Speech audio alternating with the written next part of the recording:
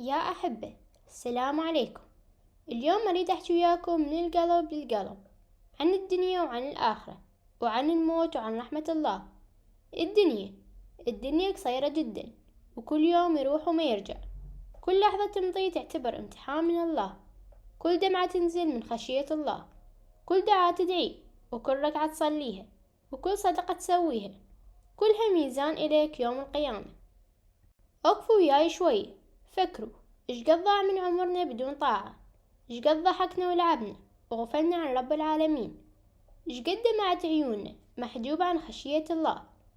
اليوم هو وقتنا، اليوم هو فرصتنا، قبل لا يجي يوم ما ينفعنا بيه ندم. حقيقة الموت يا أخوي ويا أختي، كنا رايحين، كنا ماشيين للقبر.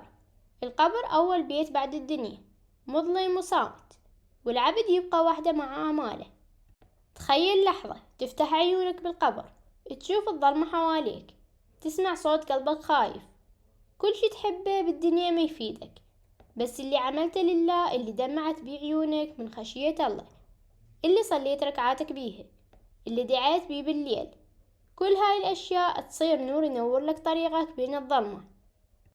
القبر بداية الحساب، منو ينقذك، منو يوقف وياك؟ إلا عملك الصالح. ففكر، شنو عملك اليوم؟ شنو تترك بعدك؟ علم ينتفع بيه، أو صدقة جارية، أو ولد صالح يدعيلك. الصبر والابتلاء، ترى البلاء رحمة. كل ألم وكل وجع وكل دمعة وكل تعب الله يحولها إليك نور ودرجات. إيش قد صبر النبي صلى الله عليه وآله وسلم، إيش قد صبر الصحابة، ومع هذا صبروا وكانوا شاكرين لله. إذا ابتلاك الله لا تحزن ولا تيأس، هذا دليل محبة، دليل قرب، ودليل رفع درجاتك. خليك صابر، خليك شاكر، خليك متوكل على ربك، ودوام الدعاء والذكر. الصلاة والدعاء يا أحبة، الصلاة مو مجرد واجب، الصلاة حياة للروح. إذا تركتها كأن روحك ميتة. ركعتين خاشعتين أفضل من الدنيا وما فيها. والدعاء أقوى سلاح للعبد.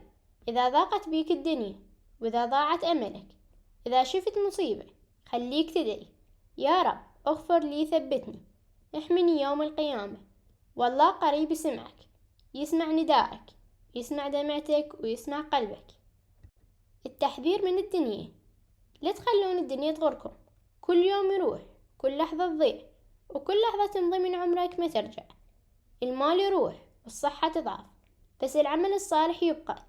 حاولوا تتركوا أثر بعدكم، حاولوا ترفعوا درجاتكم، حاولوا تصححون ذنوبكم قبل ما يجي يوم ما ينفع بيه ندم. ذكر الأحبة والموتى، تذكروا موتاكم وتذكروا قبركم، تذكروا الآخرة. دمعة اليوم تنفعك غدا، صلاة اليوم تثبتك غدا، عمل اليوم ينور قبرك غدا. كل دمعة من خشية الله، كل دعاء صادق، كل ركعة خاشعة، كلها أمان لك يوم الحساب، كلها نور في الظلمة.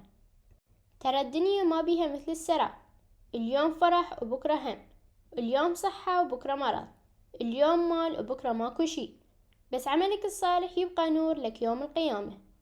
اتذكر واحد من أهلنا كان غني ومشهور والكل يحبه، لكن غفل عن رب العالمين.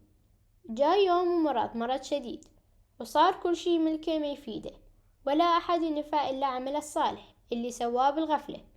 خاف ومات، وترك الدنيا كلها، وما أخذ منها إلا الذكر والدعاء اللي كان سواها من قبل.